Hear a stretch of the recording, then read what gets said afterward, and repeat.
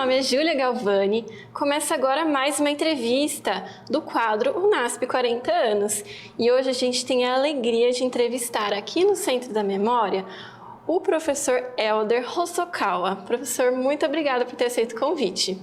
Olha, é um prazer estar aqui com vocês, participando aí dos 40 anos de história do UNASP Campus Engenheiro Coelho. Então, o professor Hosokawa, ele foi professor de História por muitos anos aqui no UNASP e ele tem um vasto conhecimento também sobre a história e os primórdios do UNASP e da região. Mas antes a gente vai começar conhecendo um pouquinho da história dele. Então, onde e quando o senhor nasceu?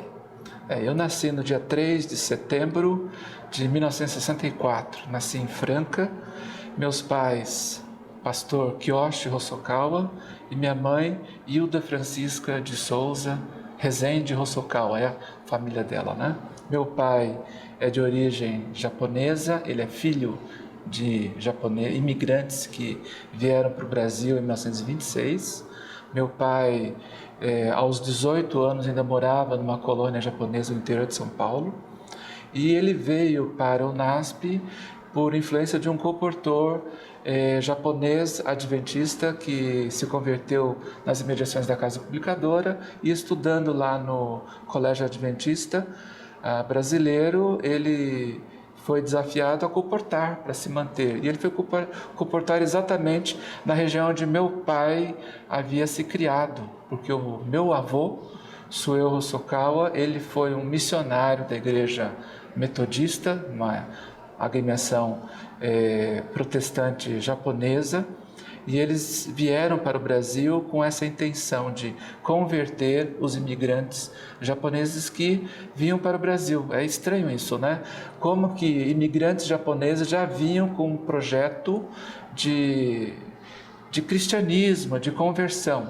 E esse grupo, o Rikokai, ele é muito forte na história do UNASP. Eu preciso fazer esse parênteses, porque os primeiros japoneses que vieram estudar no UNASP Campus São Paulo, e que depois os descendentes acabaram vindo para o UNASP Campus Engenheiro Coelho, eles têm a influência dessa organização religiosa japonesa fundada no final do século XIX. Então, um grupo de pelo menos 2.000 japoneses com famílias vieram para São Paulo e se estabeleceram na região de Pereira Barreto, né, que é uma região mais para o norte do estado de São Paulo. Então, pelo lado do meu pai, eu tenho essa ascendência metodista livre, tá? Então, é um pouco assim, dentro do metodismo de Ellen White. Ellen White também era de uma ascendência metodista.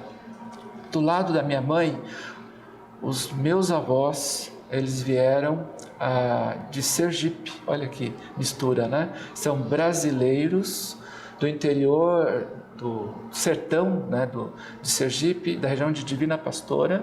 Minha mãe nasceu então em 1938, meu pai em 30, e ela migrou para São Paulo, para a região de Vicente de Carvalho, meu avô primeiro, depois a família se estabeleceu em Vila Margarida, uma pequena igreja que já era central, né, para São Vicente. Então meu pai, numa dessas comportagens da vida, assim como o amigo dele que visitou e trouxe o meu pai em 1949 e o meu tio em 1948 para estudar no CAB, meu pai se tornou um comportor. E aí ele veio para a região de São Vicente, comportou em Santos, conheceu minha mãe e começou a namorar. Então minha mãe, ela é de São Vicente, Hilda Francisca Hosokawa, e eles se casaram em 1960, tiveram 4 filhos. Ela trabalhou na Casa Publicadora pelo menos uns 4, 5 anos. Ela migrou, né, de São Vicente para Santo André, onde a Igreja Adventista tinha uma editora já há quase 50 anos naquela época, né? Ela recebeu uma proposta de trabalho para atuar lá, e lá o meu avô teve várias filhas e filhos, e todos eles trabalharam ali nas proximidades ou dentro da Casa Publicadora. Então até hoje eu tenho vários tios que trabalharam, primos, né, irmãs, e hoje eu tenho uma irmã que escreve livros para a Casa Publicadora, e eu que ainda escrevo matérias e reportagens para o site ou para a revista adventista. Então, existe uma tradição que vem da minha mãe, que passa pela casa publicadora, e do meu pai, que passa pelo Colégio Adventista Brasileiro. Então, em 1960, os meus pais se casaram, meu pai fez o curso teológico em 4 anos, mas ele veio com 18 anos praticamente analfabeto em língua portuguesa. Ele sabia o japonês. Meu avô era uma pessoa que tinha uma formação secundária. Minha avó, Tsutai Hosokawa, ela é de uma família Yamada no Japão, e eles vieram como missionários. Minha avó veio como enfermeira. Imagina, uma enfermeira protestante da Rikokai fez o que? Praticamente 2.000 partos naquela região. Então, existe uma influência na área de saúde da minha avó, que sempre cuidou muito com a saúde, tratamentos naturais, essa perspectiva de parto normal, né? Doula, como a gente chama, né? Aquelas mulheres que faziam parto em casa e tal. Então, as minhas irmãs nasceram com a ajuda da minha avó japonesa, que tinha essa influência toda. E o governo japonês, através do consulado, homenageou a minha avó, que hoje está enterrada no cemitério do Morumbi, em São Paulo. Então, assim, esse é o lado que foi marcando a minha família, né? O lado do meu pai, que é o lado de imigração evangélica protestante cristã para o Brasil, depois o CAB, e a Casa Publicadora. Olha só que interessante. E dentro do estado de São Paulo. Então, não tinha como fugir da história, né? Então, meus pais se casaram em 1960, praticamente ali na Igreja Central de Santo André, onde todos os funcionários da Casa Publicadora atuavam. Né?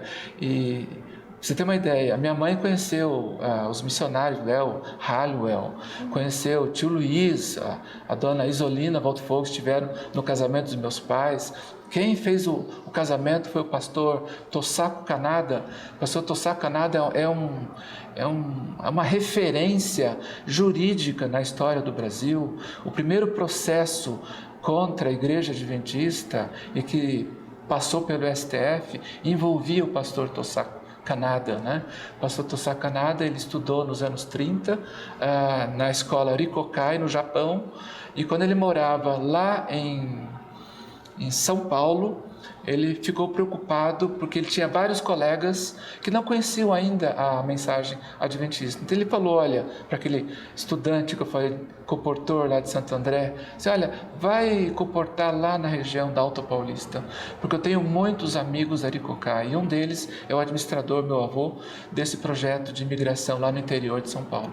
Então foi por conta desses japoneses que estudaram no CAB, um deles é Shichiro Takatoya, um outro que também é da tradição cristã evangélica japonesa e que trabalhou na organização adventista, né?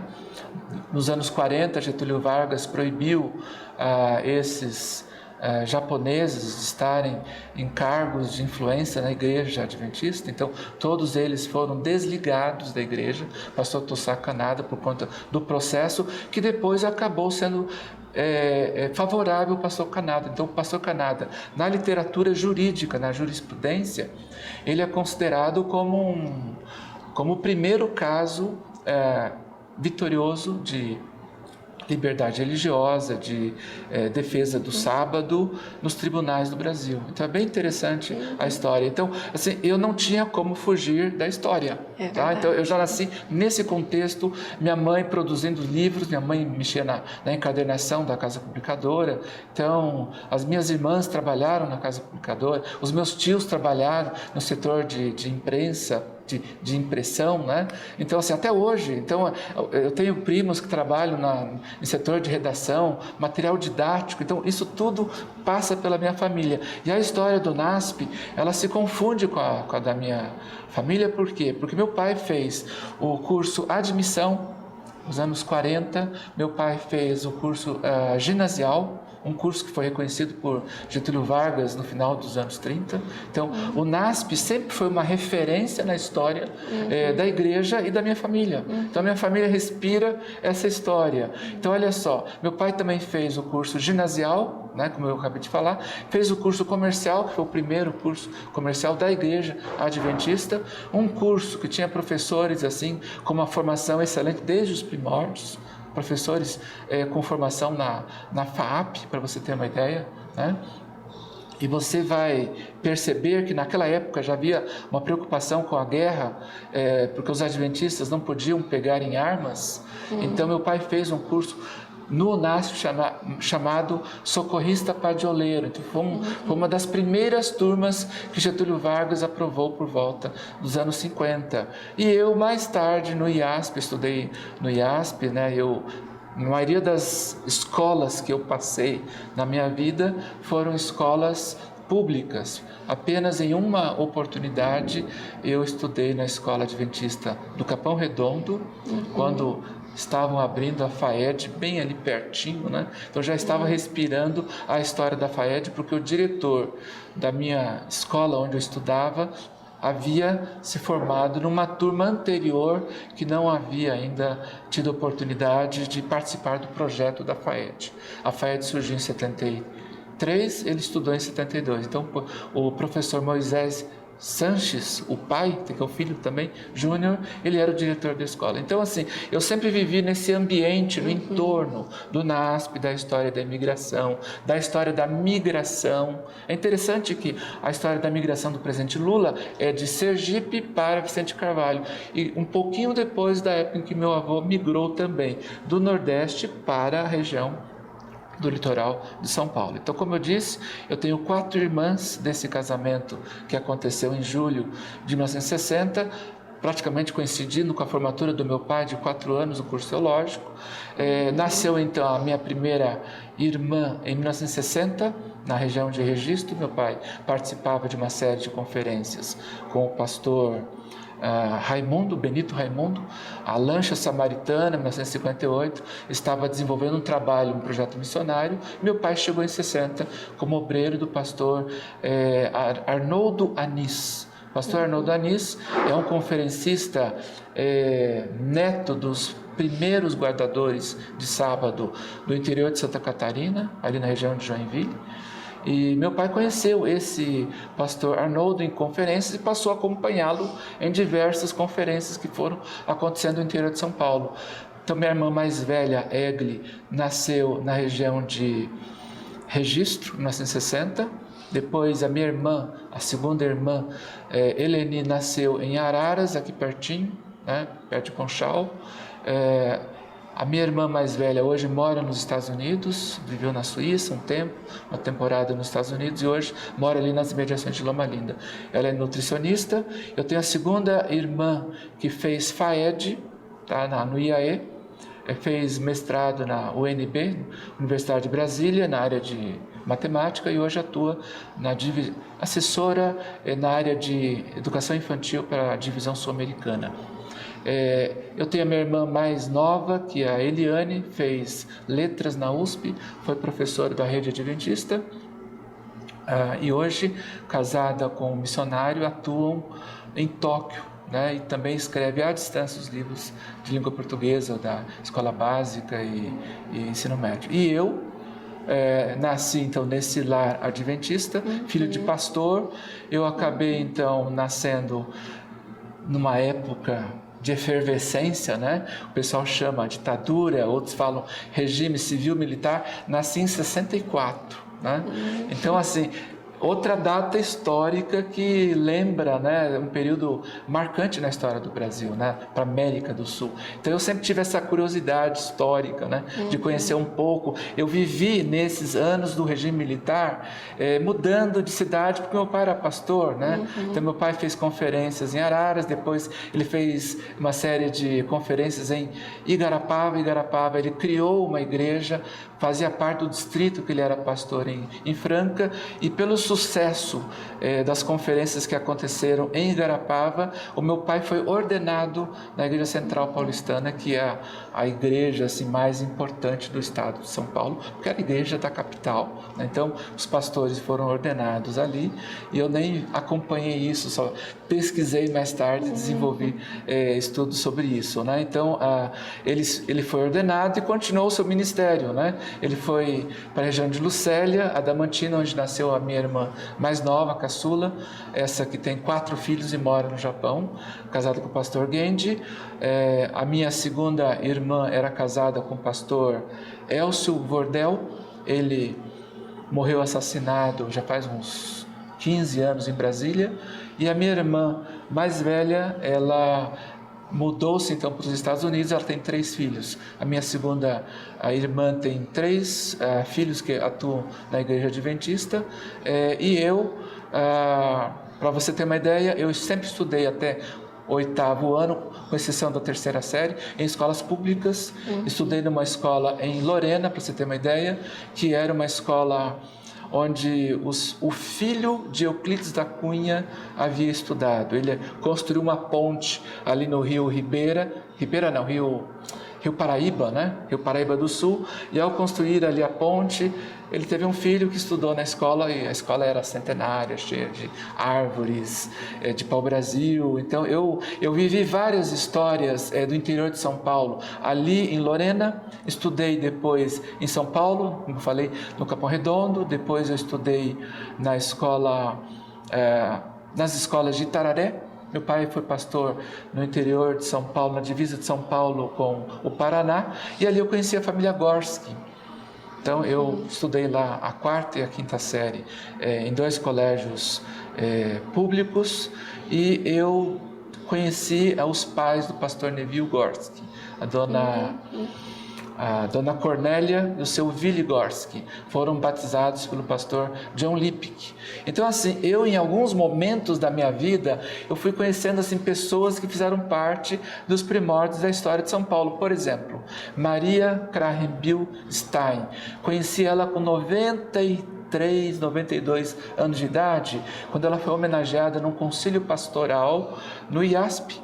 Todos os pastores estavam reunidos ali, e por coincidência estava ali reunido também o meu futuro sogro, o pastor Antenor e a dona Vilma. Estavam começando o ministério como preceptores, eles se formaram nos anos 70. Então eu me casei com uma filha de gaúchos da região de Santo Antônio da Patrulha, no Vale do Rio dos Sinos, e com uma outra,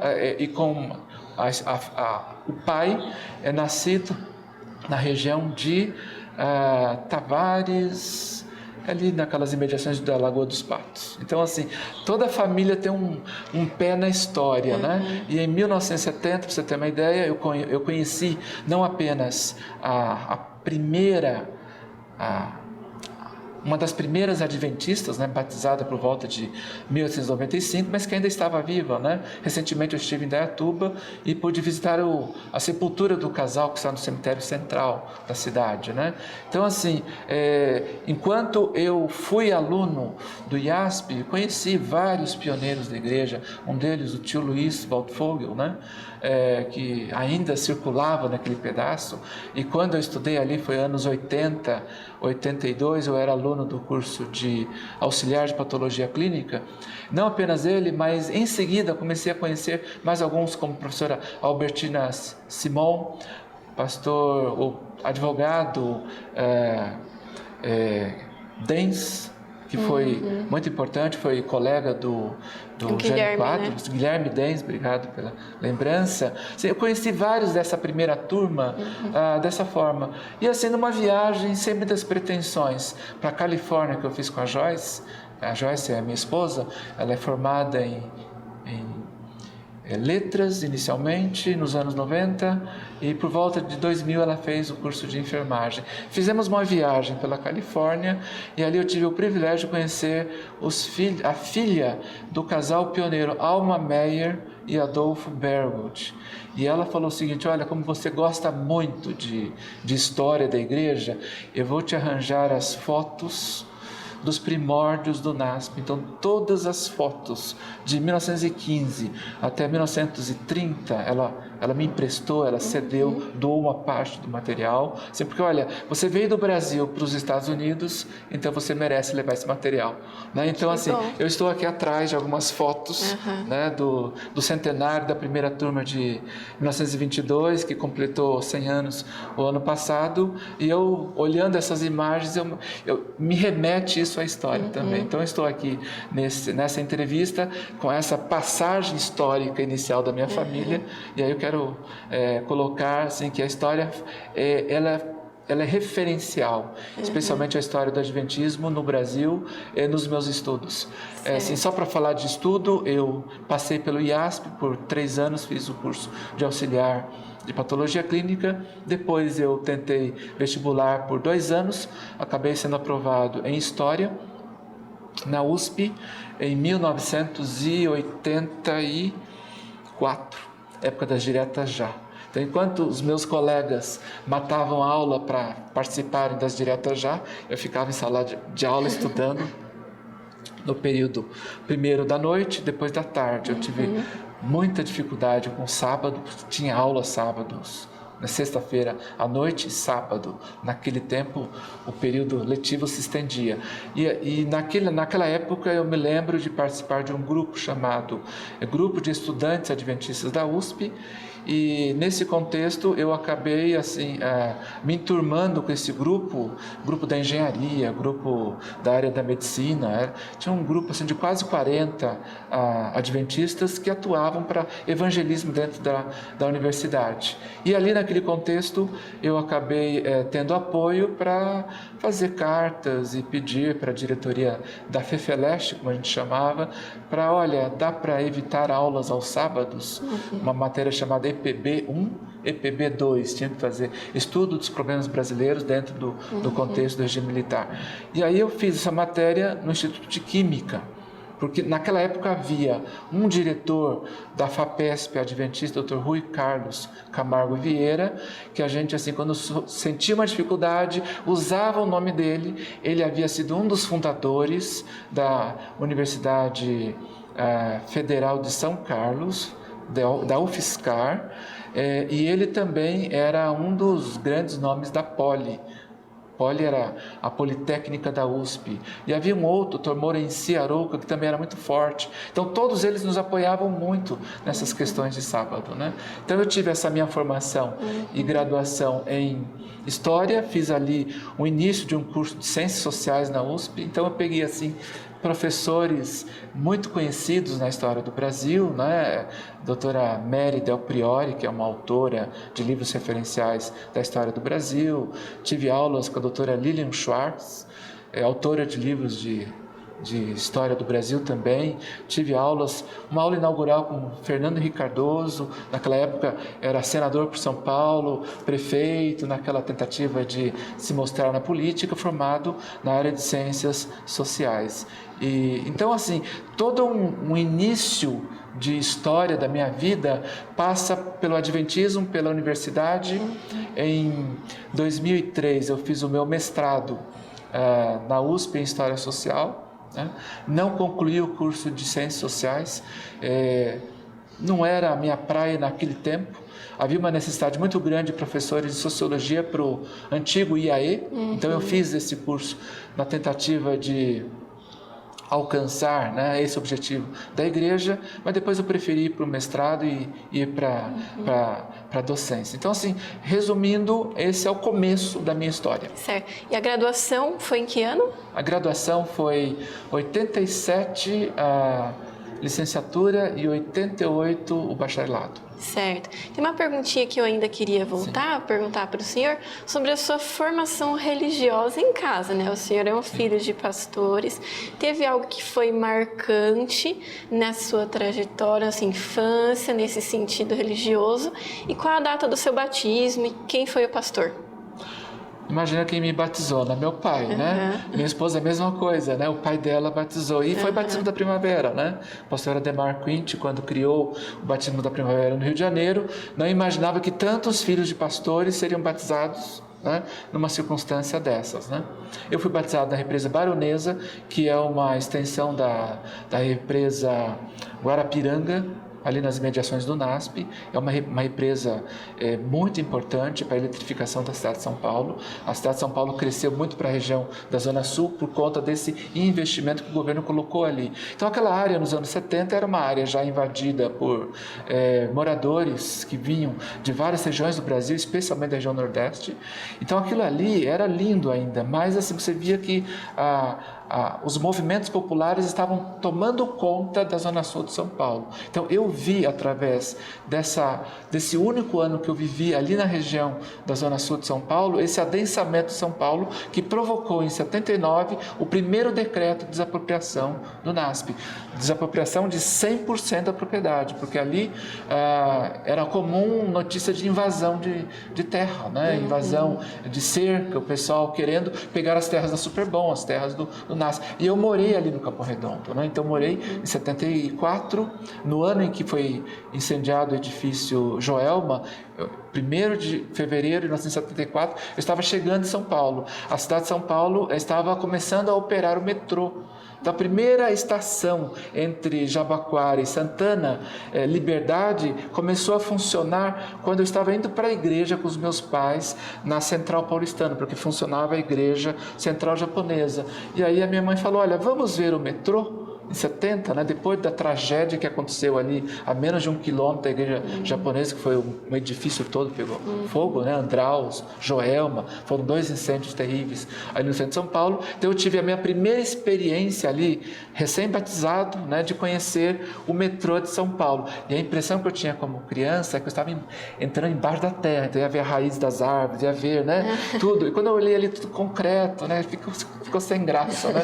Era uma outra dimensão o metrô, né? Então, assim, eu tive o privilégio de ver a inauguração do metrô na época do governo Paulo Maluf, que era muito forte naquele contexto. Então, eu fui batizado nesse momento. Então, a figura da minha mãe é muito forte. Minha mãe sempre acompanhou o meu pai no ministério, nunca trabalhou fora de casa, sempre trabalhou muito pelos filhos, nunca foi remunerada por isso, esposa de pastor. Então, assim, em casa, minha mãe investiu muito em leitura, né? A Casa Publicadora, todas as revistas, Revista Vida e Saúde, Revista Nosso Amiguinho, Revista Atalaia, né? Revista, todas, a Mocidade que existia naquela época, eram assinaturas que meu pai fazia. Meu pai tinha um auxílio, que era o auxílio na área de música.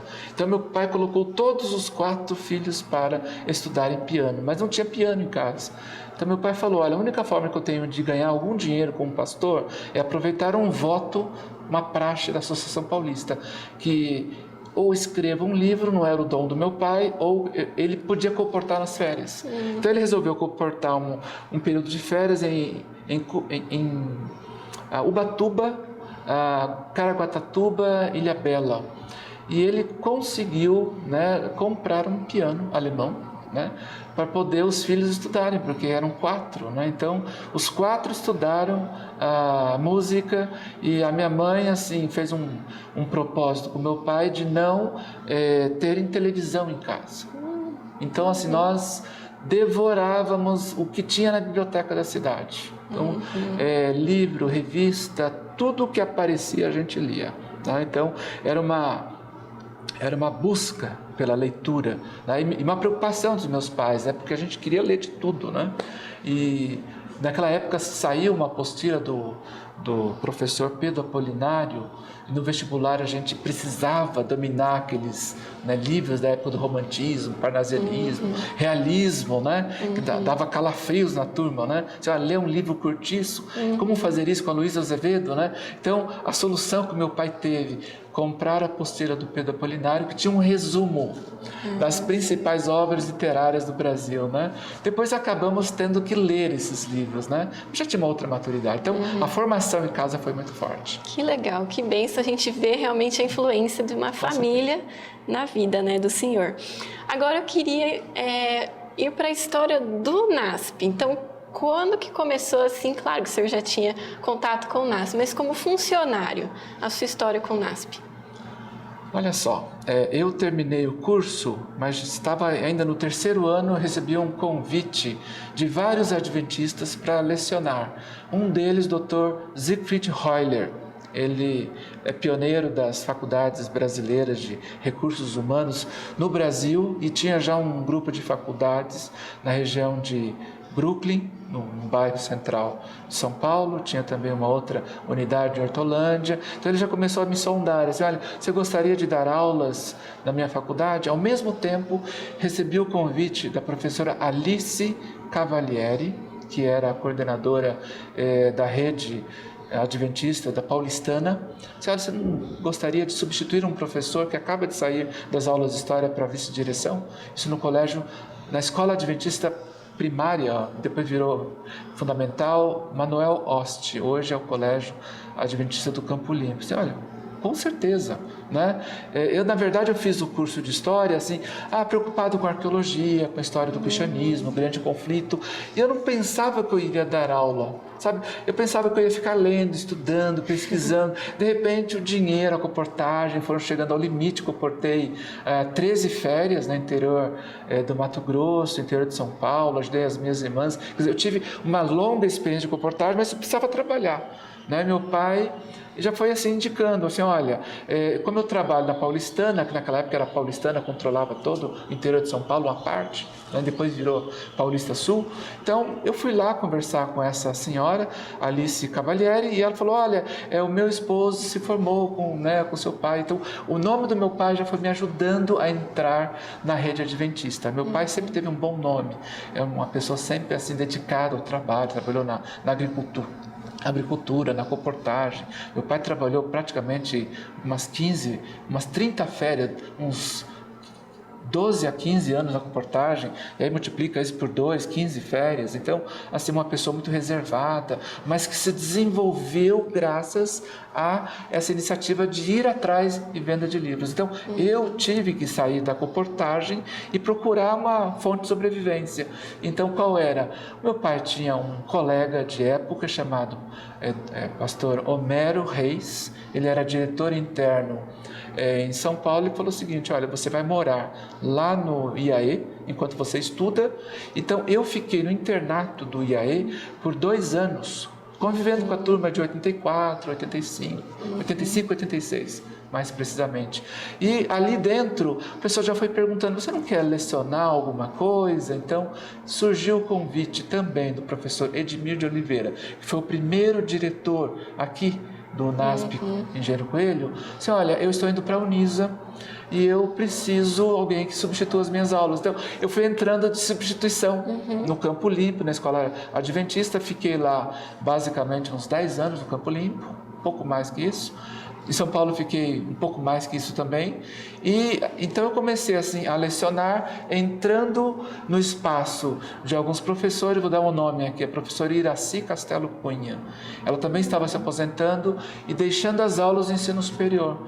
Então eu peguei as aulas de letras, peguei as aulas da Faculdade Adventista de Educação, né, que ainda é de enfermagem inicialmente, e depois a Faculdade de Educação, numa segunda parceria do IAE com a Unisa, porque a FAED havia sido transferida aqui em 92, então eu peguei a continuidade da pedagogia ou da FAED lá em São Paulo com o professor Orlando Ritter. Então eu tive, por uns 5 anos, eu tive a oportunidade de trabalhar com ele. Então, esse foi o meu começo, a minha estreia. Então, eu já tenho 36 anos e meio de UNASP.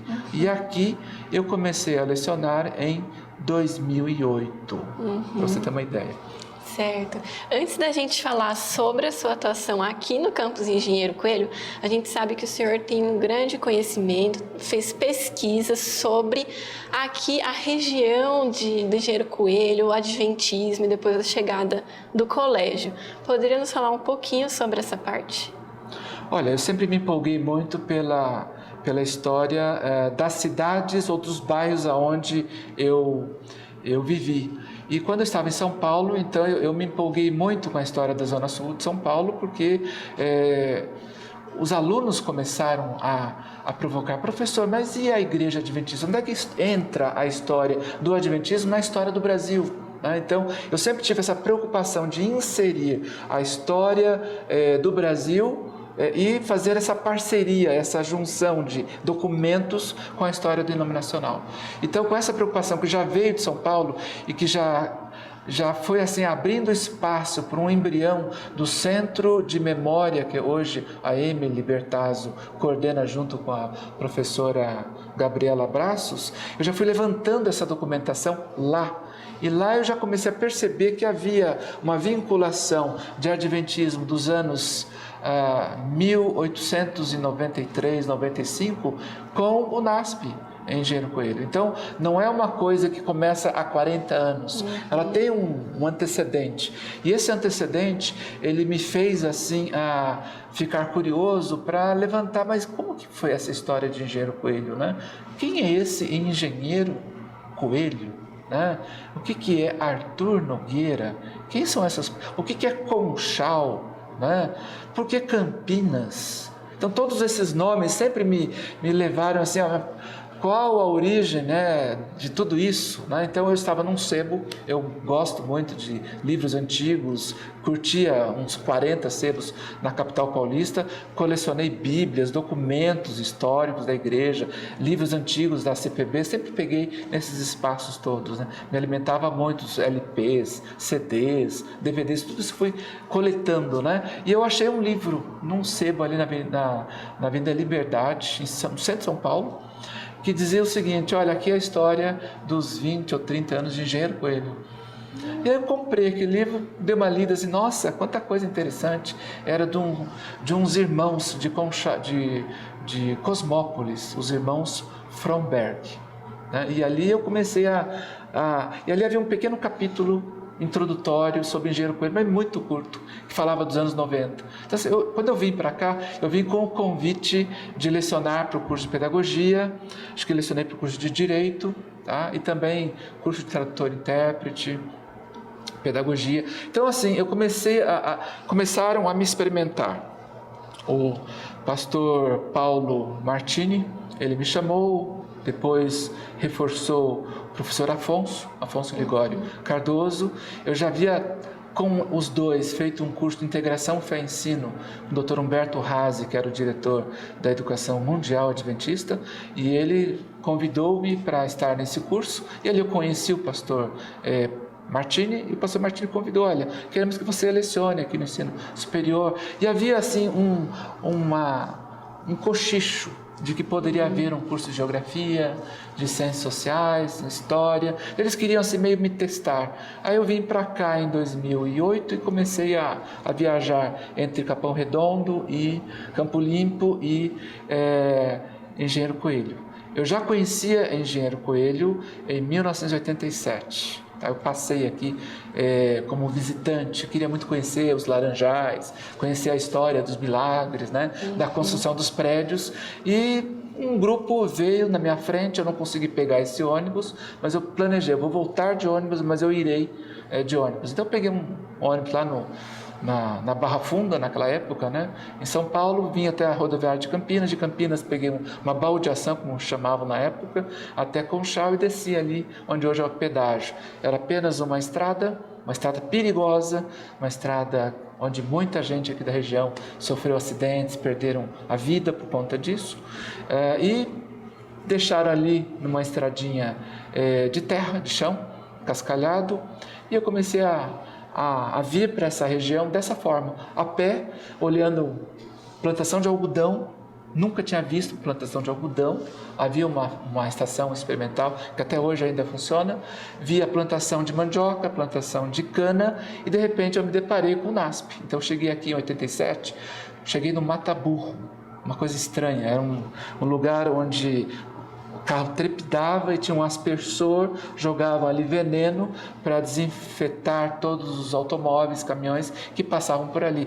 E de frente para a Avenida dos Abacateiros. Então, essa é a minha experiência de o NASP, naquela época, Novo Iaié. Tá? O Iaié foi mudando de nomes, foi vários nomes, né? Então, eu tive esse vislumbre e a partir de então eu comecei a acompanhar a história da fazenda do NASP, pelas feiras de laranja. É interessante que a cada IAE aberto que havia em São Paulo, como era o nome do Instituto Adventista de Ensino, esse nome vem desde 61, né? E foi até 99. 99 se transformou em Centro Universitário Adventista de São Paulo, e que foi mudando de nome, né? CEUASP, depois o NASP, né? E aí a gente vai conhecendo o Tricamp, o EAD, essa conjugação hoje de quase 19 mil alunos, né? Mais de 60 cursos. Então, esse crescimento tudo eu acompanhei a partir de São Paulo, dando aula na Rede Adventista, dando aula na Unisa, na antiga USEC, dando aula no Instituto Roller e dando aula no IAE. Então eu cheguei a dar aula para 1.800 alunos. As aulas iam desde o quinto ano, quinta série, até o terceiro ano do segundo grau, como ele chamava. Era o primeiro grau, o segundo grau. Em 96 essa nomenclatura deixou de existir. Aí eu passei a lecionar algumas aulas no ensino superior para a área de RH e para a área de ensino superior do IAE. E logo comecei a dar aula também para cursos de lato sensu e cursinho preparatório pré-vestibular. Então, essa foi a minha dinâmica. Eu cheguei a ter 33 diários de classe, para você ter uma ideia, né? Mas não foi o recorde. O recorde eu cheguei esse ano, em 2023, lecionando disciplinas mega, uma disciplina como professor mediador. Eu lecionei para 57 cursos, com apoio da professora Estela. Então, assim, eu vivi bem essa docência em todos os aspectos possíveis, de cursos presenciais, cursos livres e curso EAD. Então, só para você ter uma ideia, essa foi a minha vivência. Então, no ensino Fundamental 2, Fundamental médio, depois na graduação, nos cursos de saúde em São Paulo. Então, eu presenciei a aula inaugural numa quarta-feira, nos anos 90, do curso de fisioterapia. Então, não sabia que a minha aula seria a aula inaugural. Quando eu fui lá para dar aula de sociologia, sociologia da saúde, alguma coisa semelhante a isso, estava ali a sala lotada de alunos e diretores. E não me avisaram que eu estaria dando aula para eles, Então, foi assim uma experiência muito interessante. Dei aula nos cursos de nutrição, cursos de administração e ciências contábeis, primeiras turmas de São Paulo, e depois eu vim para cá também lecionando para essas disciplinas. Mas eu vim para cá em 2008 porque já sondava um futuro coordenador do curso de História.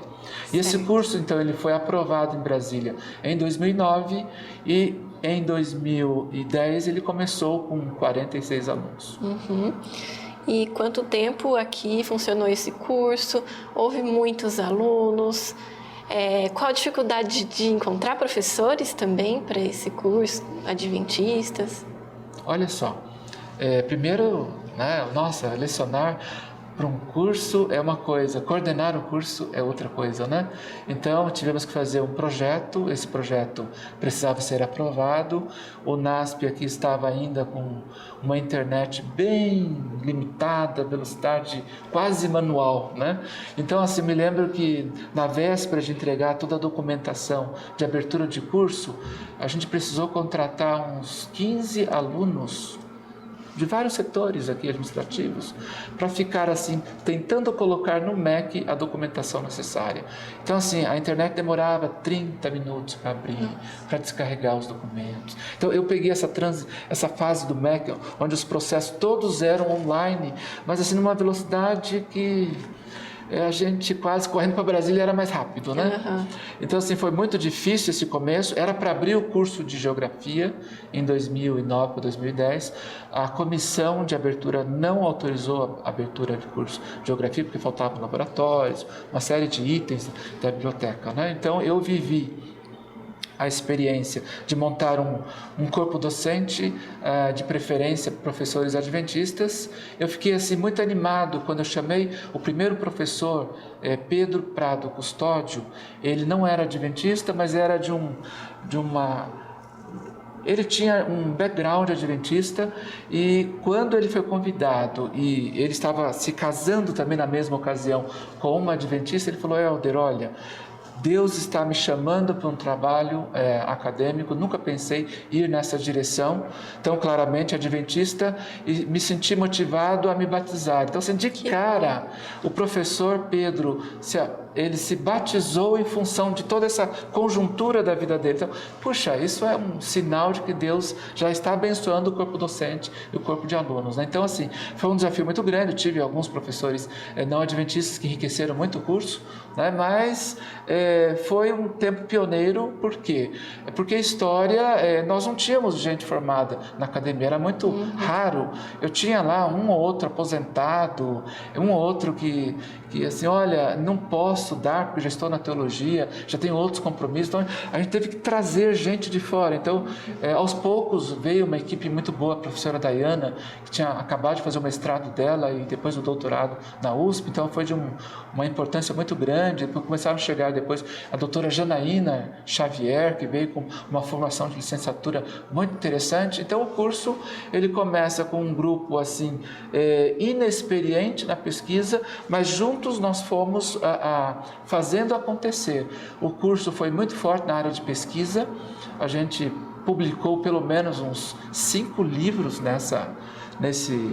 nesses 14 anos de existência do curso. O curso começou em 2009 e praticamente o último aluno a se formar, o último graduado, o Guilherme, ele se graduou agora no começo de 2023. Então veja que o curso foi descontinuado em 2019, em julho de 2019, naquela crise, né, das licenciaturas, a crise do Brasil, o NASP enfrentando uma série de desafios. O curso de licenciatura em História e Matemática, eles foram descontinuados. Mas olha que interessante, já recebi o convite em 2022 para abrir o curso EAD.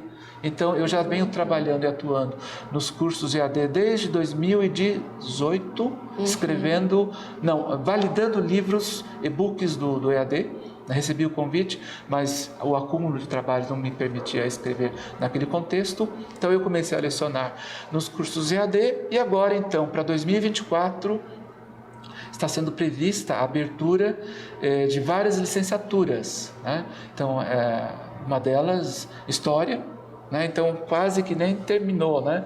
Terminou 23, último aluno, 24 começa uma nova turma com apoio da divisão sul-americana. Então, eu tenho o curso de Geografia, Ciências Sociais, História nas minhas mãos, na minha responsabilidade para 2024. Que bênção, professor! Certo, e tem sido quantos anos até aqui de trabalho? Então, 36 anos e meio de educação adventista. Aqui no NASP foram 14 anos nesse curso de História, né? 96 alunos formados que trabalham no Brasil e fora do Brasil, na área de História, na pesquisa, casa publicadora, tivemos alunos com presença ali dentro. Então, assim, foi muito gratificante ver um curso que começou tão pequeno, mas que cresceu e que hoje eu vejo continuidade desses alunos, né? Não apenas os meus alunos de graduação, mas também os meus alunos de coordenação, né? Ver o processo desde o primeiro ano até o terceiro ano. Em 2014, o curso de música ficou em primeiro lugar no ENAD Brasil e o curso de História em 7º lugar entre 350 instituições. Quer dizer, foi uma premiação enorme. A gente nunca imaginava que a gente teria essa nota.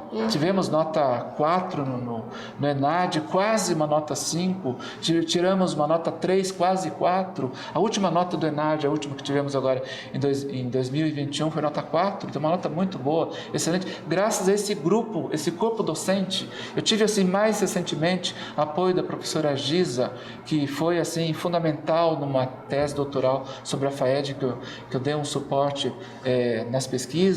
Tivemos a presença do Dr. Fábio Darius, a esposa Rebeca Darius. Então, esse grupo de professores, né, eles foram assim, muito dinâmicos na formação desses alunos do ENAD.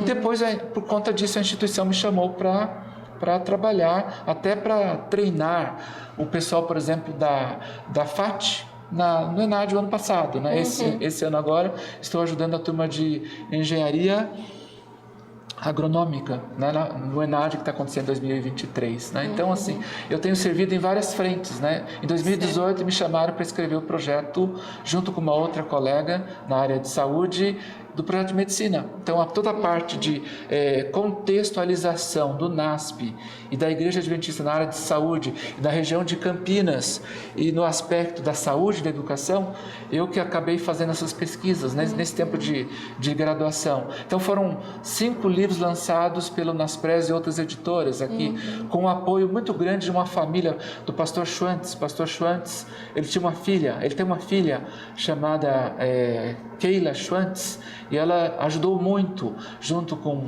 um grupo de ex-alunos, por exemplo, o pastor Otávio Bells, o irmão Edgardo Vutic, me ajudaram muito a levantar essa história dos pioneiros e a produzir esse material, esses livros. Então, um deles é um livro assim memorial em homenagem aos 100 anos do pastor Schwantz.